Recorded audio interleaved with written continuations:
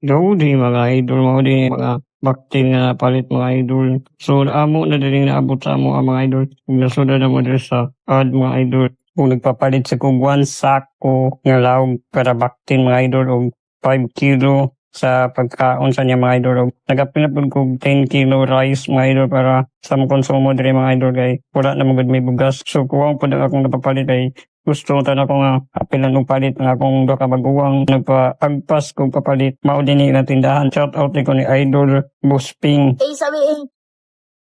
Isang mata. Iba na yung motor brum brum. Sayang na blurred lang ang kamera. Shout out kayo mo idol nga kugihan og buutan nga gusto pa ni sa vlogger i-follow din ninyo ni siya mga idol. Mo din akong isugo rin si Dudong DR Pating. Na akong balik sunod. Ay, itong bugat. Kapoy na siya sa pag-alsa ng bugas mga idol. So dito balik mga idol kasama ad nga akong ipatrabaho mga idol. Mo din ni katong sa wala pag ipatrabaho na po.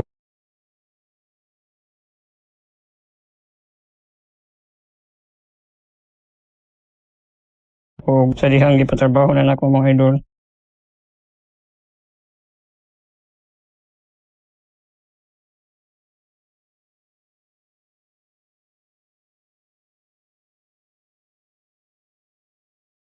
Shout out ko sa nagtrabaho ni mga idol.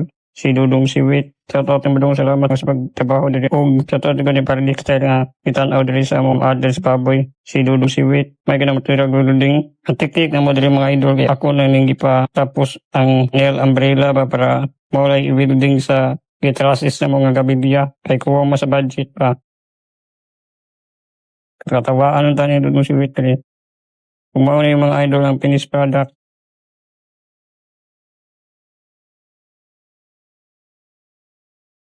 O ako pa nagipabuhatag septic din sa kilid. Kung gipa sa bird pani diri mga idol gitag kilid gamay ng mga idol kay porte ko nagagahi ang bato diri pita. Papakyaw ko nini kay ni work sa lain si Dudong Siwit ba.